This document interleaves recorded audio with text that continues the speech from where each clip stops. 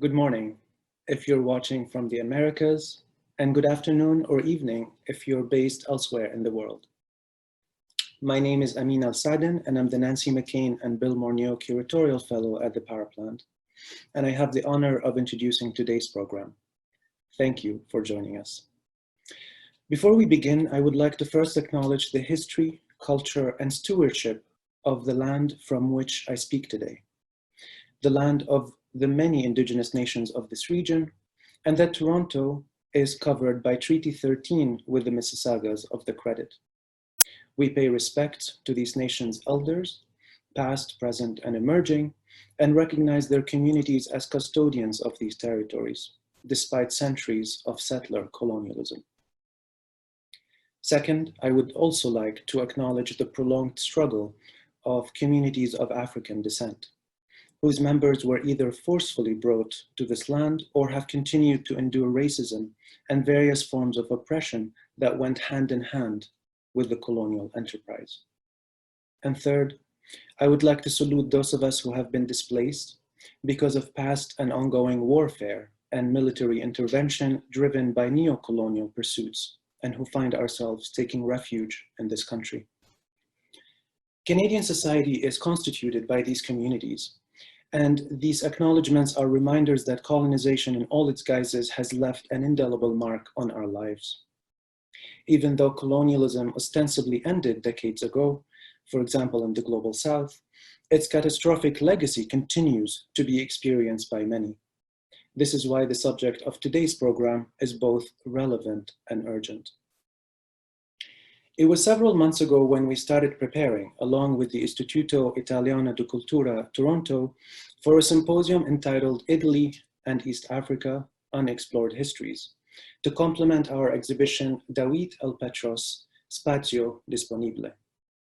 I was privileged to not only contribute to the immense team effort to organize this public program, which has been led by my colleagues Josh Heumann and Laura Demers, but to also work on the exhibition in close collaboration with the artist and the guest curator, Eritrean Campolmi. It has been a humbling and enriching ride, and I am grateful for everyone for teaching me so much along the way. But above all, I would like to thank the director of the Paraplant, Gaetan Verna, whose vision made all this possible, and whose belief in the capacity of art to be a catalyst for social change is a constant source of inspiration. While COVID-19 has proved challenging in various ways, it also provided an opportunity to reconceive the idea of the symposium, reformatted now as a series of online panels, of which this is the second of 4. The series started last Saturday with a fantastic presentation by Sean Anderson, followed by an enticing conversation with Fabrizio Calanti. Today, we will hear from Teresa Fiore, followed by a conversation with Liz Park. On July 11th, Carmen Belmonte will present and then speak to Eritrean Campolmi. And finally, on July 18th, Gurmai Nagash will give a talk engaged by Dawit L. Petros as interlocutor. Full details on the program are available on our website. We're incredibly fortunate that these brilliant minds have come together to explore the subject of Dawit's recent investigations, namely the legacy of Italian colonization in East Africa, particularly his homeland of Eritrea. What may not be immediately evident is that the artist has been in dialogue with the scholarship of these figures for a long time, as he developed his own research project over the last few years. Dawit's work has created a forum where the diverse expertise of our panelists can be brought together to bear on multiple dimensions of colonialism. For Dawit has been exploring colonialism not just as a form of political and economic domination. Instead, he has been interrogating how the colonial project intersects with the aesthetics of modernism, with architecture and infrastructure, with historical and contemporary migrations, and with the projects of nationalism and identity formation. I'm not an expert on the subject, but from our earliest conversations, I came to realize the parallels between the geography from which I hail and that I study as a scholar, namely Western Asia, and that explored by Dawit in his exhibition, Eastern Africa. More importantly, I came to appreciate a significant fact about Dawit's interests as they are conveyed through this exhibition, which I hope the artist will tell us more about when he joins us again in a few weeks. While Dawit is fully aware of the fraught legacy of Italian colonization, including the exploitation and violence perpetrated in the colonies, he's not simply laying the blame on a specific group or nation. Instead, he generously invites us to a multinodal, intersectional interrogation of events, places, and objects, underlining how our collective histories and futures are deeply intertwined. This is how he succeeds, for example, in discussing Italy, Africa, and North America within the same project. His work reminds me of what Edward Said has called a contrapuntal reading of history, a method of studying the past which considers that we all belong to overlapping histories and entangled territories. It is about writing narratives with a simultaneous awareness of official imperialist histories and those that might have been previously suppressed or erased. It is also about highlighting how each culture is hybrid and heterogeneous, and that none exist in isolation as a monolithic entity. I will be elaborating on these ideas in my essay in our forthcoming publication on Dawit's work. Today, we're in for a treat, because we will be hearing about how the artist's work elucidates the complex patterns of transnational migration, which are often informed by political and cultural histories. Teresa Fiore will help us understand how contemporary racial injustices are rooted in the legacy of colonialism and the constant negotiations performed by various communities around mobility, access, and belonging. Teresa will present for approximately 20 minutes and then engage in conversation with Liz Park for about 30 minutes, including questions from the audience. So please enter your contributions in the Q&A area at the bottom of your screen. So without further ado, it is my great pleasure to introduce our panelists. Teresa Fiore is the Insera Chair of Italian and Italian American Studies at Montclair University, New Jersey. She's the recipient of several fellowships, for example, Fulbright, Dubois, Rockefeller, and she's a holder of visiting positions at Harvard, NYU, and Rutgers. Fiore is the author of Preoccupied Spaces, Remapping Italy's Transnational Migrations and Colonial Legacies, published in 2017, which is the recipient of the AAIS Prize, MLA Muraro Honorable Mention, and Gada Prize runner-up. And she is the co-editor of the section Italy and the Euro-Mediterranean Migrant Crisis in the Journal of Modern Italian Studies in 2018. Her numerous articles on migration to and from Italy linked to 20th and 21st century Italian literature and cinema have appeared in Italian, English, and Spanish in both journals and edited volumes. On the Montclair campus, she coordinates programs on Italy's transnational culture. Liz Park is currently curator of exhibitions at UB Art Galleries in Buffalo. She received an MA in Critical Curatorial Studies at the University of British Columbia. She was Associate Curator of the Carnegie International 57th edition in 2018. She has curated internationally, including at the Western Front in Vancouver, the Kitchen in New York, Institute of Contemporary Art in Philadelphia, and Seoul Art Space Gomcheon in Seoul. Her writing has been published by After All Online, Art Asia Pacific, Performa Magazine, Philip, Isho, a journal of contemporary Chinese art, Pluto Press, the Ryerson University Press, among others. In 2011 and 12, Park was Helena Rubinstein Fellow at the Curatorial Program at the Whitney Museum's Independent Study Program, and in 2013 to 15, the Whitney Lauder Curatorial Fellow at the Institute of Contemporary Art in Philadelphia. Thank you, and please join me in welcoming Teresa Fiore and Liz Park.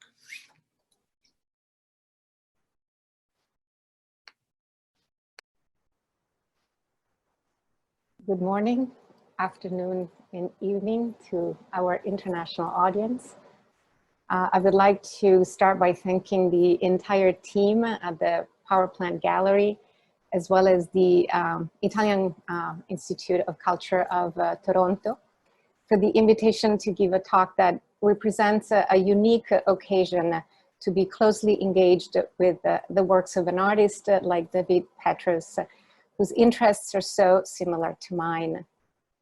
His refined analysis of the triangulation of colonialism, emigration, and immigration is very much in tune with my reading of Italy's past and present, in particular in my book, Preoccupied Spaces, Remapping Italy's Transnational Migrations and Colonial Legacies, which, as Petros himself has recently put it, to my sheer delight, has been in conversation with his work from choice of nomenclature to conceptual underpinnings. I'm deeply honored and humbled to be in conversation with his project in the awareness that my own work will be enriched by his. I'm also grateful for the completely coincidental opportunity to talk about racism and exclusion at a time in which the issue has become so topical and around the world. A reminder of the transnational quality of phenomena, experiences, and movements, as well as of the key role of historical excavation and lived memory. This symposium expands the debate about the root of the problem by adding colonialism and imperialism next to slavery. The title of my presentation today is A Transnational Preoccupations in Dawit L. Petros's project about colonial and migratory spaces, Eritrea, Italy, Canada. The preoccupation with space is at the center of both Petros's work and mine, albeit with the use of different epistemological and expressive tools. Petros's powerful use of the concept available space, the title of the exhibit, which he borrowed from the language of advertisement to signify the up for grabs quality of African land in the eyes of European colonizers, is an expression that Petros encountered in the course of his archival research in the colonialist journal Rivista Coloniale. He then adapted it to an apt metaphor for colonial territories dehistoricized and dehumanized by a European country like Italy, which saw them as tabula rasa, ready to be conquered under the pressure of proving a modern national identity in the transnational space of colonialism and imperialism. Indeed, the outside space was deployed by the nation-building project to prove the validity of the inside space of the nation. Additionally, in Petros's work, the less central but equally cogent reference to other two forms of available space, on the one hand, a country of destination for Italian immigrants, such as Canada, and on the other, Italy as a country of contemporary immigration, is what fruitfully complicates this transnational map of mobility, which prompts questions about inclusion and exclusion, memory and amnesia, integration and discrimination. What I'm proposing today is to look at Petros's attentive exploration into available space from the perspective of a concept that I've played with for several years and that I'm offering today in the following form. Preoccupied space, and by extension, preoccupation, a concept that reflects as well as generates reflections on the peculiar history of mobility in and out of Italy. A small country with a long and massive experience of emigration. Those 26 to 27 million Italians who moved to all continents for a century and longer beyond that, shortly after the unification of the country, producing what historian Rudolf Beckley has called the largest diaspora in modern history. A hemorrhage-like dispersion that over time has produced a population of descendants around the world equal, if not larger, than today's population in Italy, 60 million. A colonial and imperial experience that was shorter and more scattered than other European countries, but by no means less violent, exploitative, and racist. But at the same time, an experience fraught with contradictions due to Italy's economic weakness and unique colonial project, also migratory in nature, as we will see later. And finally, an immigration experience that has transformed Italy from a country of departure into one of arrival with practically no historical interruption and at an accelerated speed, which has made Italy into a multicultural and multiracial society comparable to many other countries in Europe whose colonial histories are much longer, and compared to which its immigration is only indirectly post-colonial, except for the Eritrean and Ethiopian and by extension Somali community, whose size is quite contained despite its long presence in the country. I'm here positing the concept of preoccupation with this parenthetical hyphen to bring attention to the double meaning of preoccupation. On the one hand, preoccupation with a hyphen, by which people, places, objects we associate with immigration are already occupied by past histories of colonialism and emigration, both experiences that are still regulating visibly and invisibly the dynamics of power in terms of race and nationality.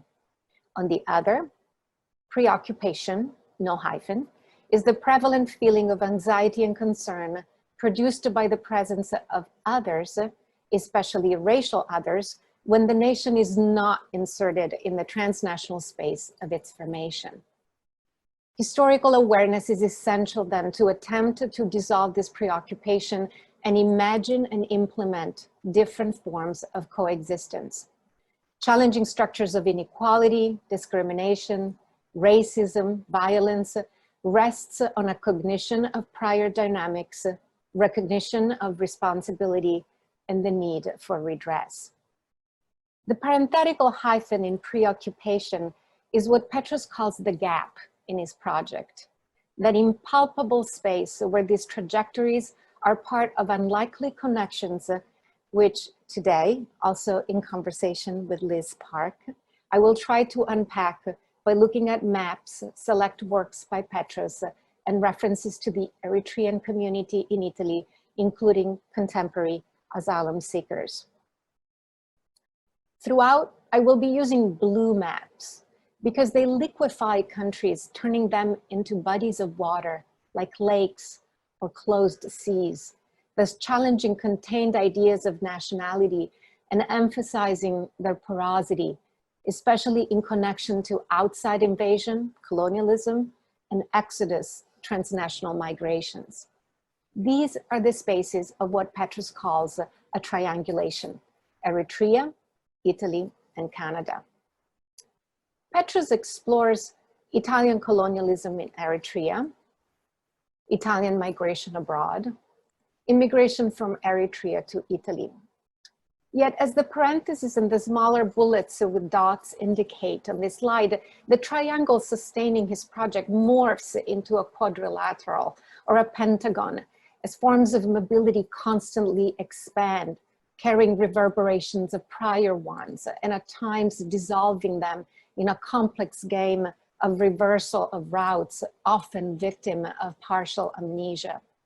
For example, his work on Italian colonialism in Eritrea, the first bullet point, inevitably spills over to other African countries, especially those in the Horn, such as Ethiopia, and organically embraces the Mediterranean, especially when his project Spazio Disponibile blends with his previous one, A Stranger's Notebook.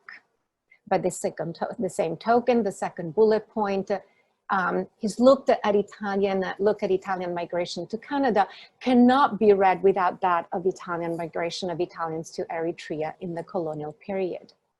And along the same lines, current immigration from Eritrea to Italy cannot but be considered next to that to other destinations, Eritreans in Canada, for example, like Petros's family, including a new flow that turns Italy into a transit point from Africa with the goal of finally entering Canada via a very tortuous and dangerous route. In other words, there is an intrinsic beyond to Petros' triangulation that reveals many forms of inhabiting space on the move. The first trajectory of Petros's work, and a pivotal one, especially in Spazio Disponibile, is the outbound flow from Italy to Eritrea as part of the colonial conquest and control. It is a southbound movement that complicates the southernness of the newly formed Italy. Petros's interest in colonialism unfolds along two lines. On the one hand, the archival route, which reveals images and texts that he reframes, resizes, reorders, and effectively challenges, as in the series tellingly called Preoccupations. And on the other, visiting the spaces in person, especially built spaces that are testimonies of the modern national project that Italy enacted as part of its colonial enterprise. Starting with the acquisition of Eritrea under a liberal regime in 1869, indeed the firstborn colony, which eventually was incorporated into the empire under fascism, Eritrea becomes a complex experiment in national formation for Italy. Acquired only 8 years after Italy's unification, this colony is an intrinsic part of the creation of Italy as a nation in a transnational space. While at the same time, it affects the formation of a national ethos in the colony, ultimately a territory that will have a key role in supporting pro-imperial military campaigns in Africa as a starting point for further colonial conquest, especially in Ethiopia.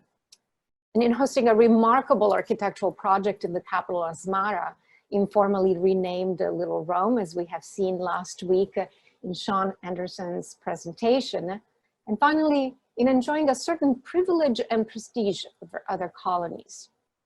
This nation-building process, which was based on land conquest as well as infrastructural and structural development, eventually forged a nationalistic ethos which clashed with Ethiopia.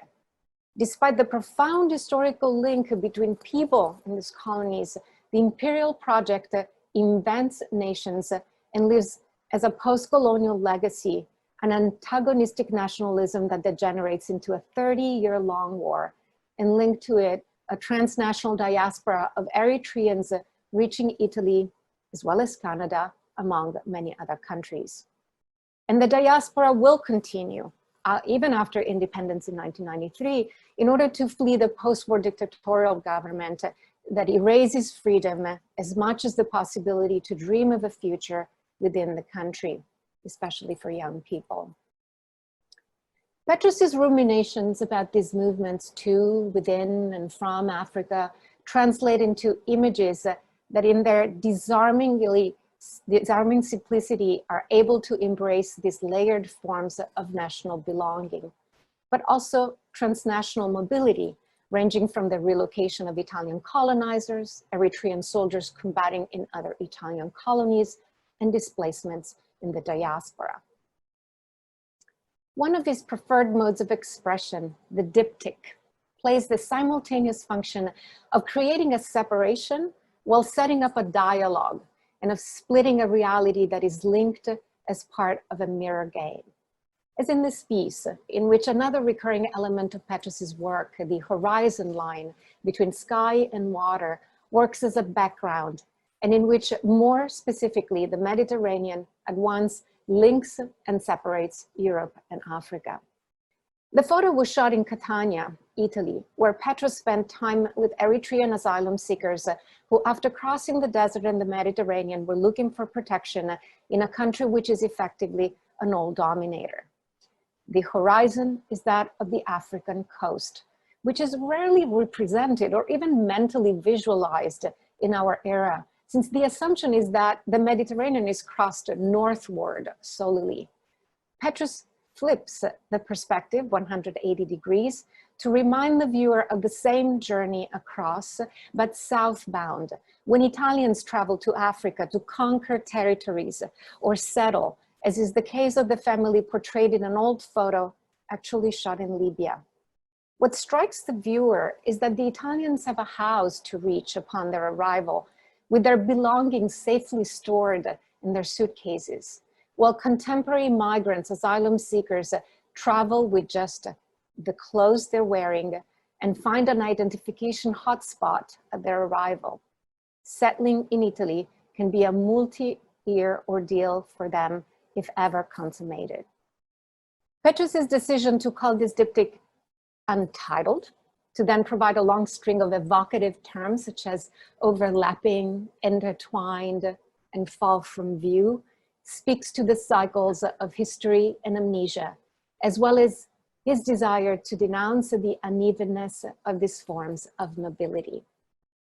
That the illustration of these mechanisms occurs through the arms and hands of an anonymous Black body emphasizes the preoccupation, no hyphen, of an artist like Petros, intent on revealing forms of preoccupation with a hyphen. The peculiar nature and dynamics of Italian colonialism are better, if not fully understood, when analyzed in connection with emigration, another foundational aspect of Italian national formation in the transnational space. It is rare that creative work connects the two. There are examples in literature. I'm thinking of novels by Amara Lacus. I'm thinking in film of Gianni Amelio's L'America. But Petros' sensibility towards this intrinsic relationship is certainly unique in the realm of the visual arts.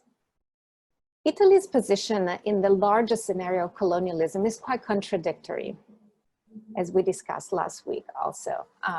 Italy enters the so-called scramble for Africa as a subaltern country compared to established European powers with a long history of overseas colonialism. Italy's poor economy allowed for limited resources in the African campaigns, made even more limited by the large emigration flows towards Europe and the Americas.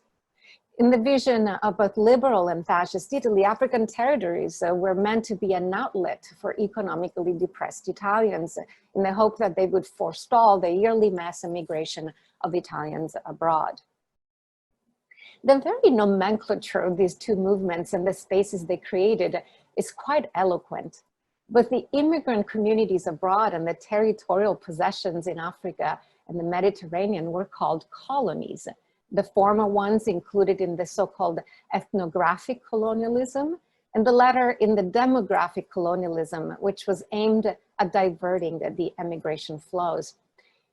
In reality, only 2% of the Italian population moved to the colonies.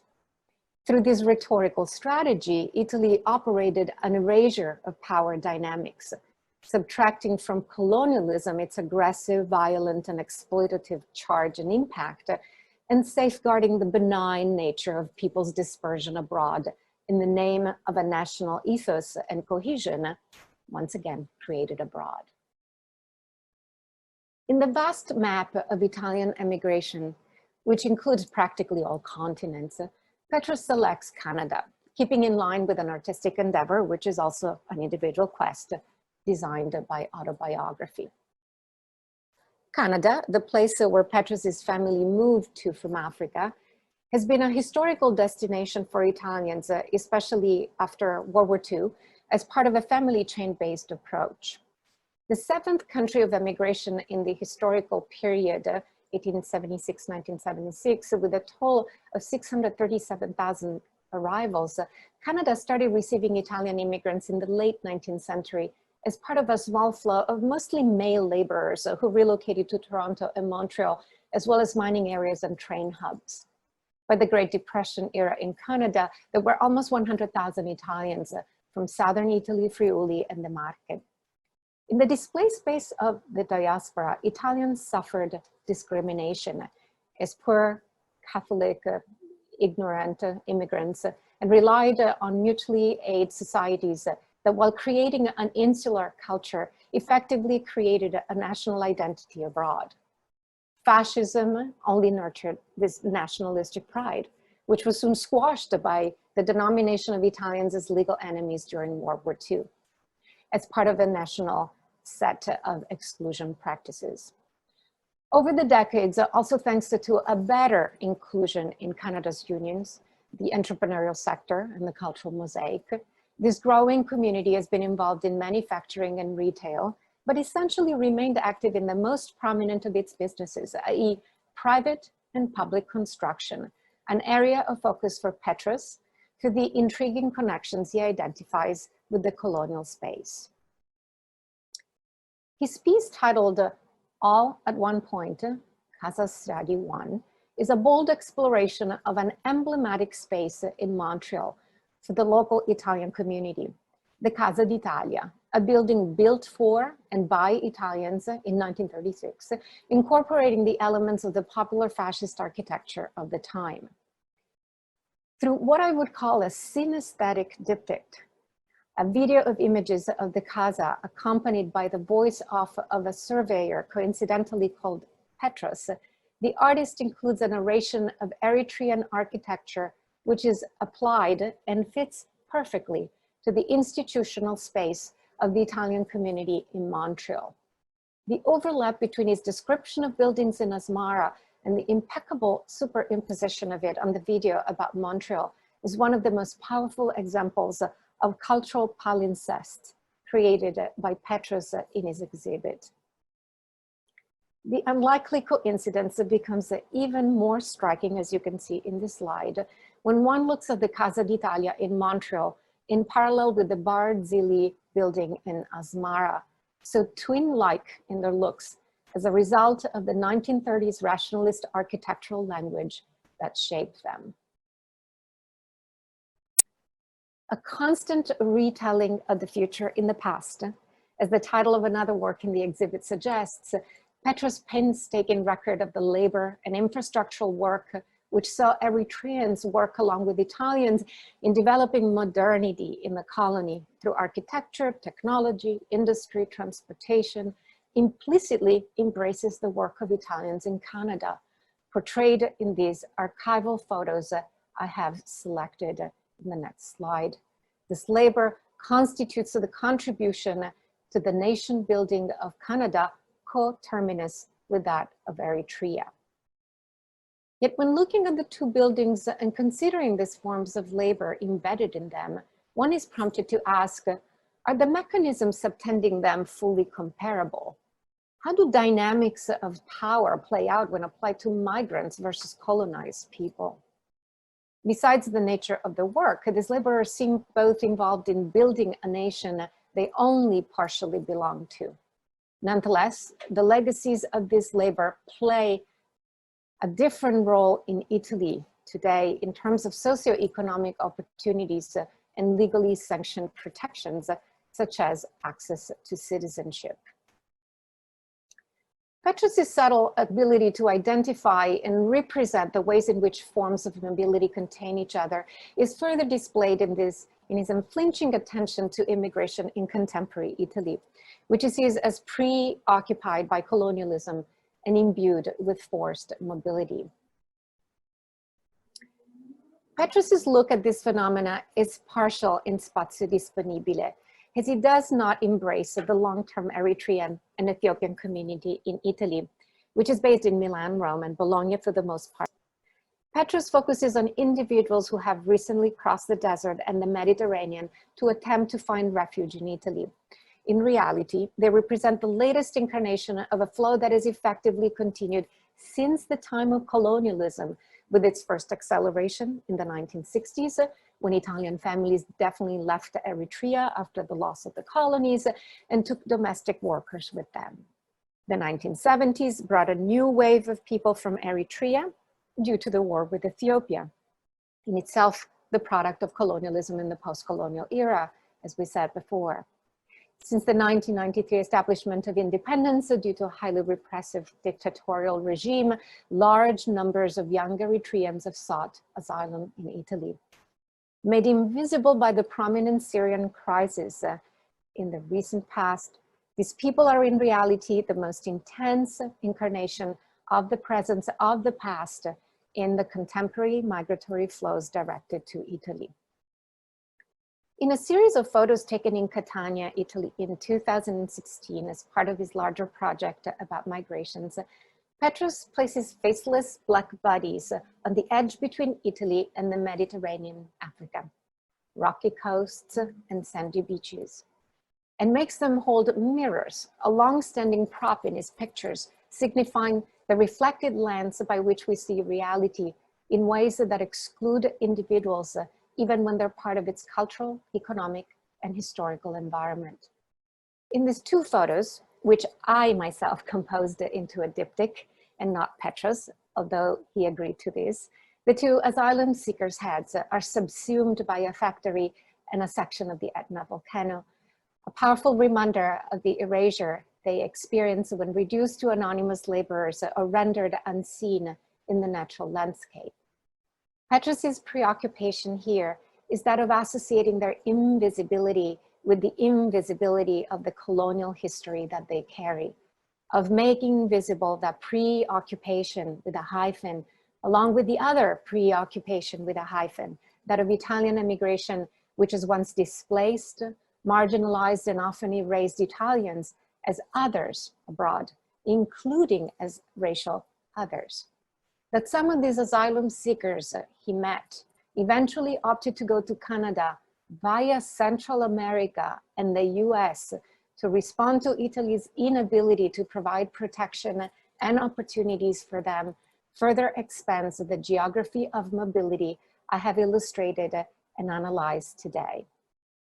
And with this slide, I'm now concluding.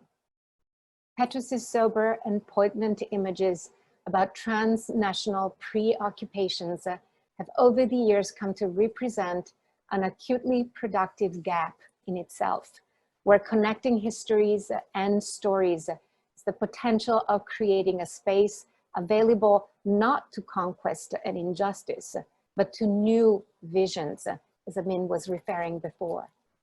Challenging the pessimistic proverb that tra il dire e il fare, c'è di mezzo il mare. Between saying and doing, there is a whole sea to traverse, and hence a potentially insurmountable obstacle. Petros's visual narration of movement across seas is a reminder of how the sea, with its changing horizons, is a fluid space where new awareness and new meanings may be forged. Thank you.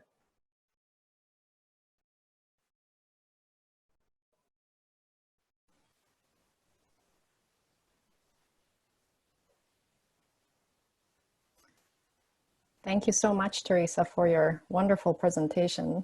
You know, it was in preparation for this conversation, I started reading your 2017 book, Preoccupied Spaces, Remapping Italy's Transnational Migration and Colonial Legacies. That was mentioned before in the introduction.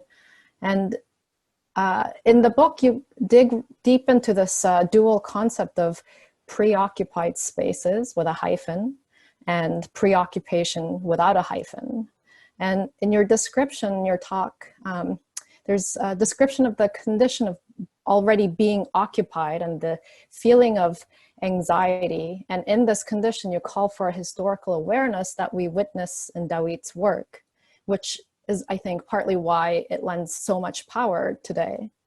And in this talk, I heard a very interesting echo of last week's presentation by Sean Anderson, where he's presenting his concept of invisibility with a hyphen between in and visibility, where he's describing the condition in which Italy's first colony, Eritrea, is both visible and invisible at once, partially due to and contributing to the historical amnesia around Italy's colonialism. And this dual condition of being at once hyper-visible and invisible is something that we are witnessing today with mostly people of color, Black and brown bodies, on whom, you know, these concepts of history, politics, and law apply very differently and unevenly. So maybe we can begin our conversation by talking about this hyphen and how this hyphen operates and the parenthetical space that you made for this hyphenation. Sure, and thank you, Liz, also for all your technical help behind the scenes and for the conversation that we've already engaged in these days. I find that the hyphen is that space in which we can pause, is that it's just a diacritic sign, but at the same time, it's a space that, especially if the parentheses can expand, can become larger and larger and be the space where we do the work that is dear to me and that Dawit has been engaged in so meaningfully in the visual arts. That is to say, the place where we ask uncomfortable questions, the space where we dig deeper, where we excavate, where we open the archives, where we make knowledge available. And this has been done. It's been done by many people whose work has been very inspirational to me over the years, too many to mention, of course. But one thing I would like to underline is that next to the very important work that has been done in Italy for decades about colonialism, there's also been the work done by scholars abroad. And the same is true for emigration, maybe for more obvious reasons, but the same is true for immigration in Italy, which has been the focus of research for scholars living abroad. It adds a meta level to our discussion, but I think it reinforces this idea of being in a position that decenters the metropole, that decenters the place of departure, and creates points of access to this history that are different and that can challenge, can dismantle, can propose different readings, and as a result, hopefully put in motion different perceptions at the cultural level and different policy making practices.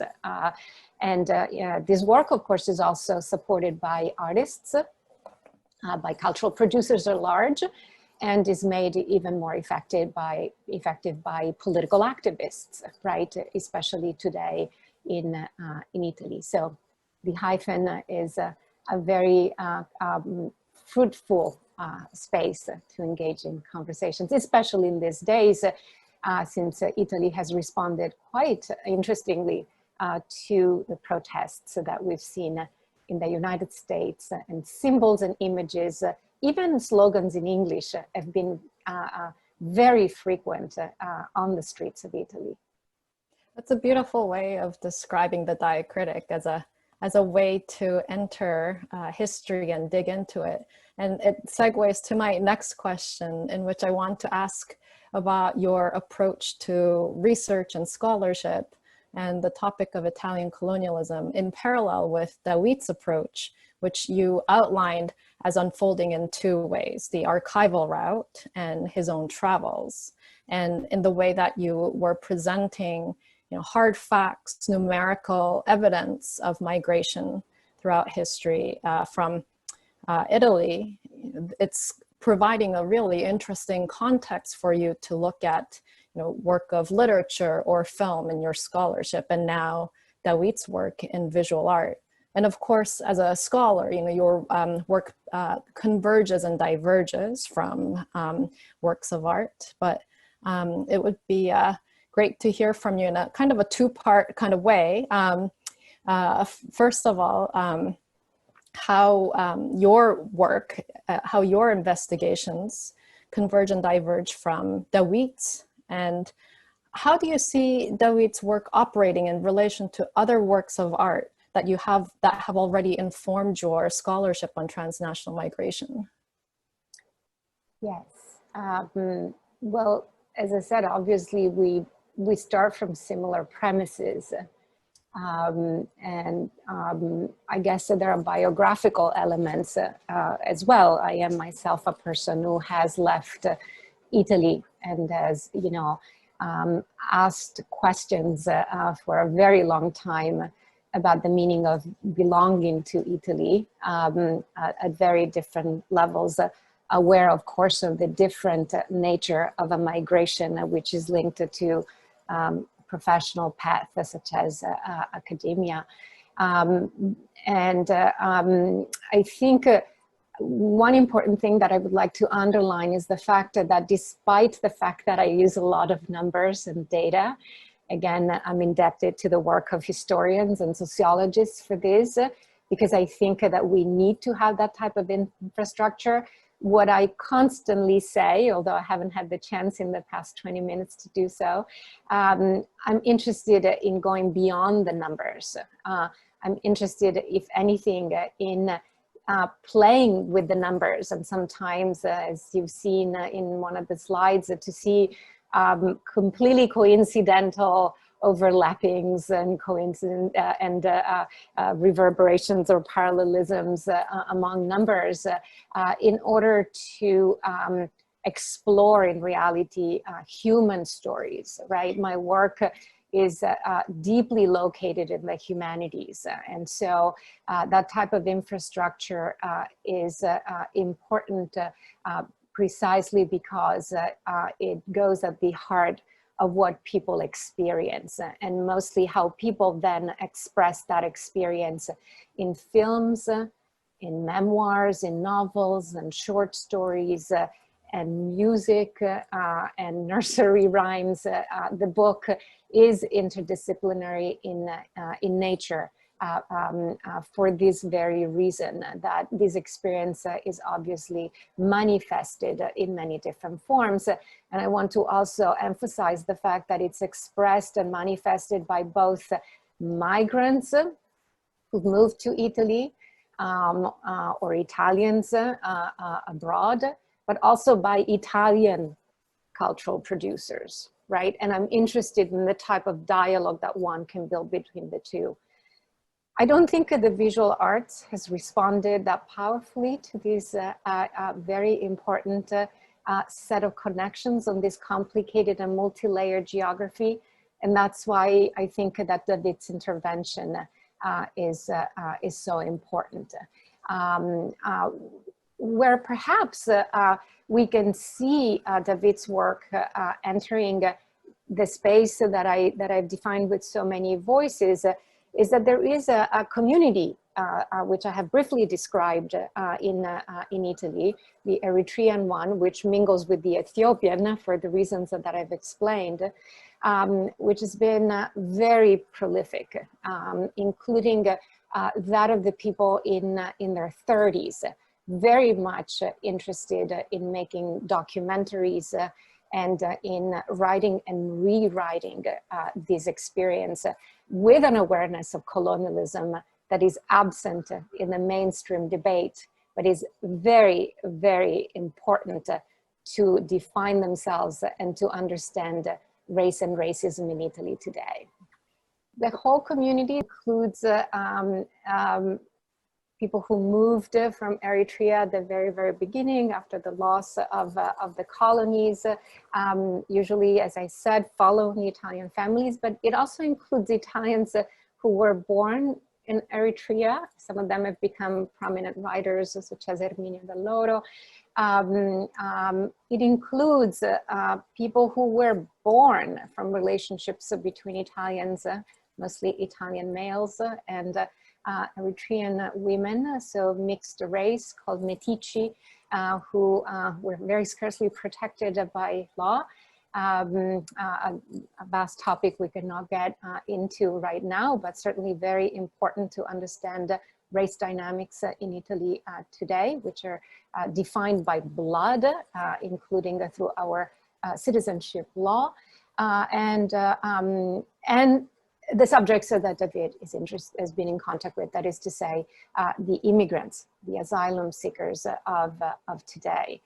But I would like to point the attention to the very, very young Eritreans or Eritrean descendants. And I don't know if we have time to show actually sure, I can pull that up. And maybe the slide which has the image of two pretty recent documentaries that I wanted to share with the audience.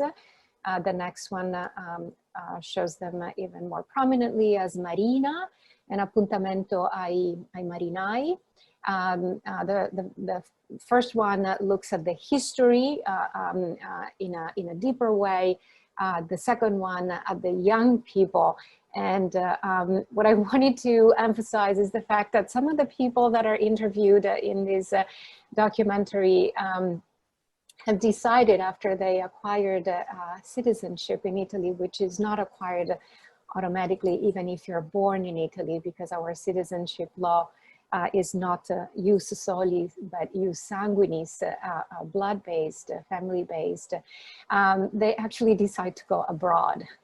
A couple of them came to the United States. So one of them went to the UK, looking for what they call invisibility, precisely because they don't want to be the hyper visible bodies you were referring to. And of course, we know the irony of it, especially in these days. So the geography constantly expands. And all these complicated networks get further enriched by mobility. Thank you. Did you want to share the map at all? Sure. Okay, let's share this. So for map, those, which I know Teresa prepared, I find fascinating. Yes, I wanted to bring the attention to the Milanese community in particular, because it's particularly large. And it is located for the most part around Porta Venezia.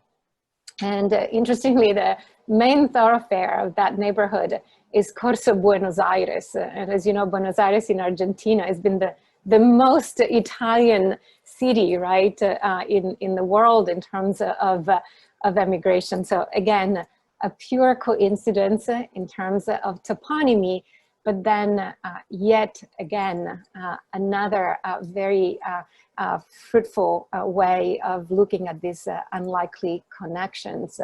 I also want to point to the fact that was mentioned by Sean Anderson last week, that again, coincidentally, the garden entitled to Indro Montanelli, with a statue of him at the center of it, which has become quite infamous because of his personal relationship with a child bride when he was part of the military campaign in Eritrea, is part of this urban and deeply inscribed cultural space.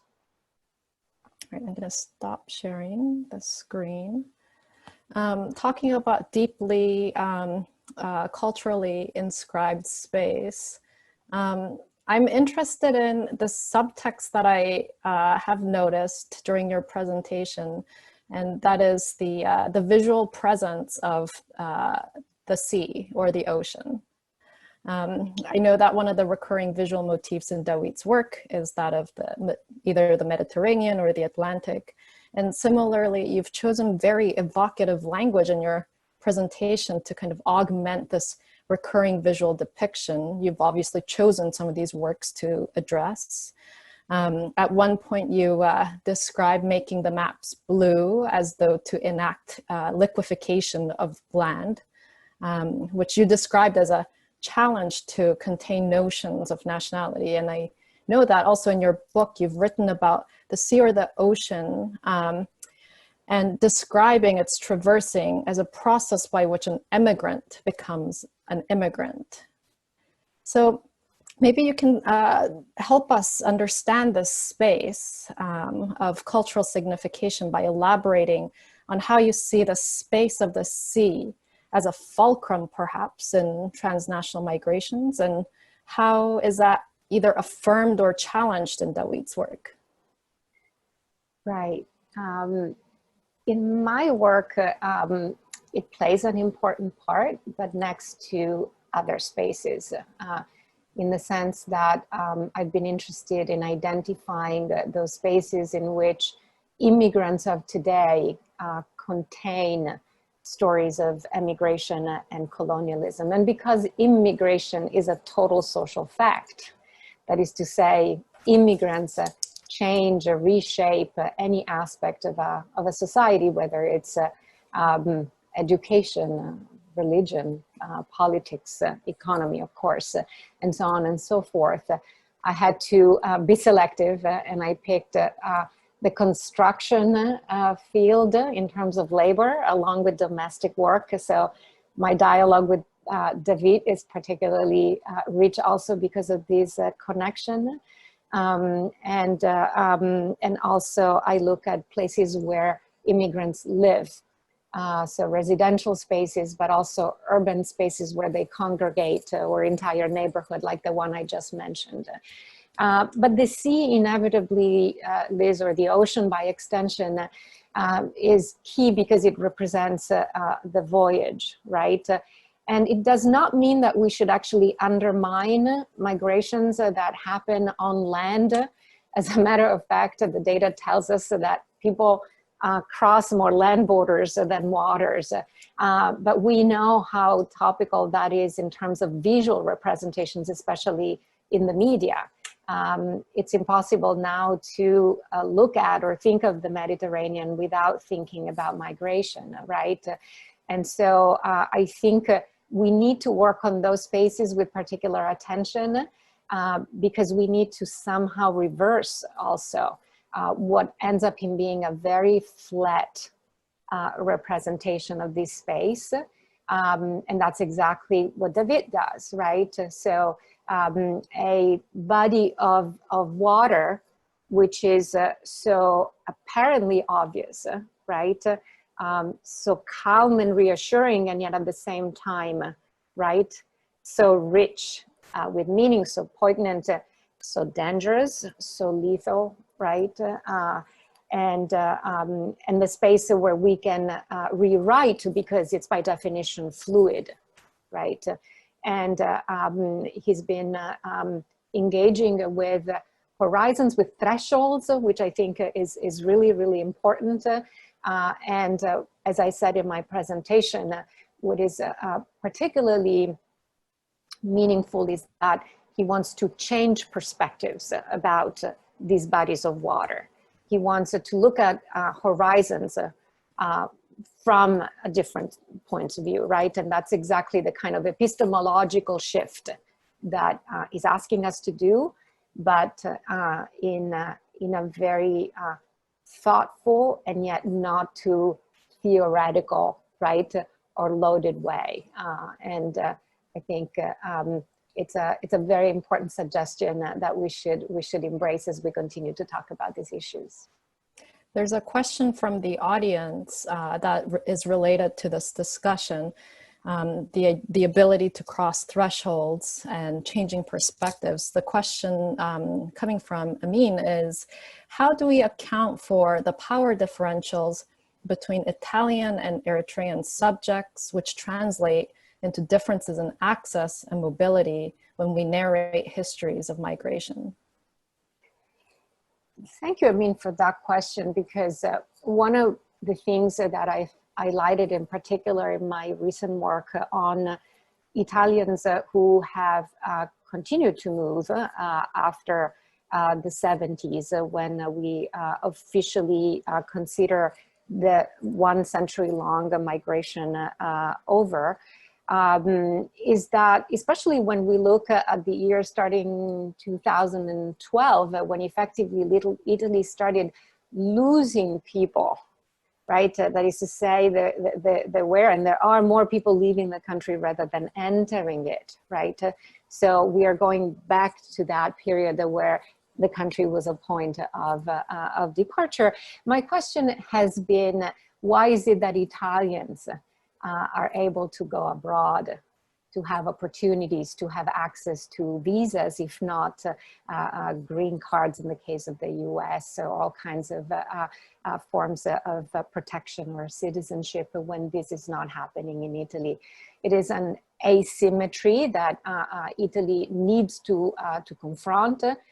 And that becomes particularly acute with the citizenship law that I was referring to, which fundamentally has created a very large population of young people who were born in Italy or brought to Italy when they were very young, and who remain in a limbo. They're not undocumented like the dreamers in the United States, but they don't have a full access to opportunities.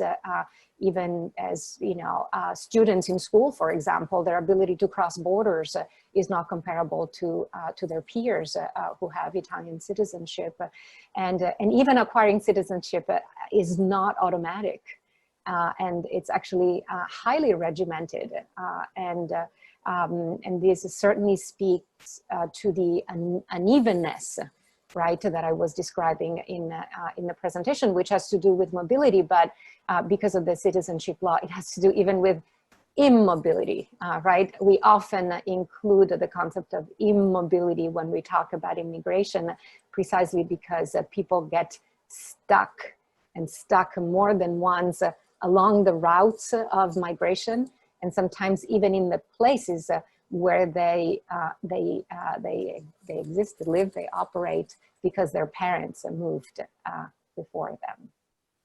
There's another question from the audience that I find very deeply interrogative. The question is, do we need to explore further what it means to quote unquote belong to, or quote unquote belong in Italy, or other locations for that matter? Very interesting question, especially when we think of our children, right, growing up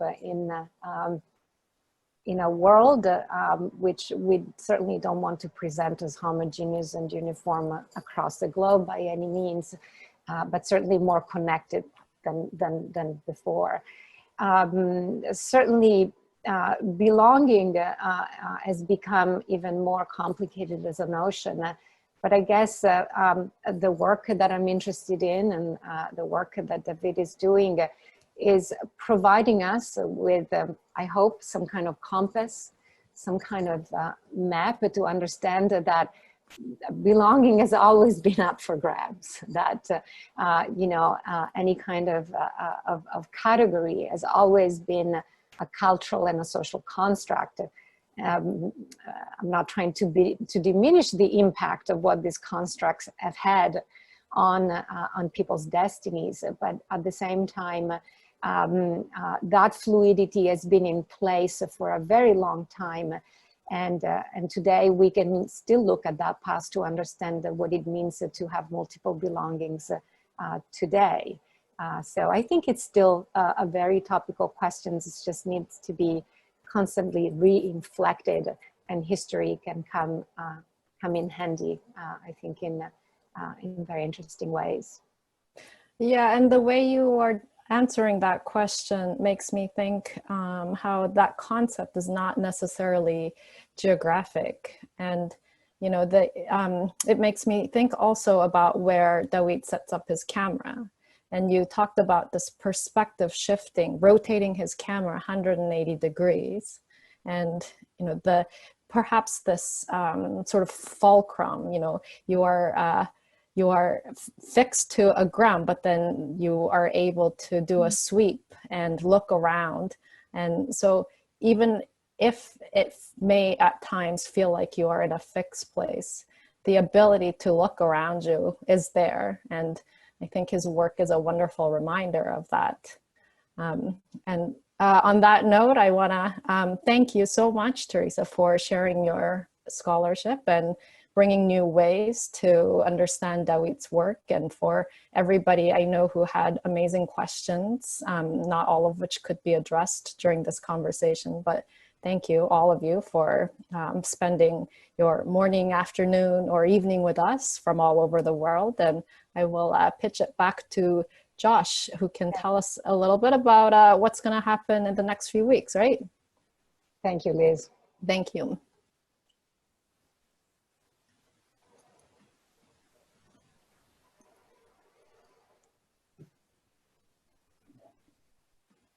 Josh, I think you're on. Yeah, you're on. Awesome. Yeah. It's hard to see on my screen. Well, thank you again to you, Teresa, and to Liz.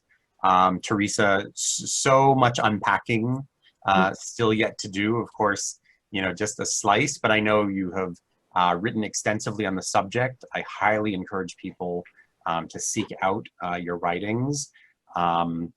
And Liz, it's always a challenge to moderate a discussion with your own questions, but also include some really great questions from the audience. We really appreciate that as well. So those of you who are tuning in from near and far, this symposium series will take a break next Saturday, right? So here in Canada, we'll be observing Canada Day on July 1st, and in the US, where several of our speakers are located and many of our attendees, July 4th will be observed on Saturday. So we will continue on July 11th with Carmen Belmonte presenting, followed by her conversation with guest curator of the exhibition, Dawit L. Petros, Spazio Disponibile, Irene Campolmi.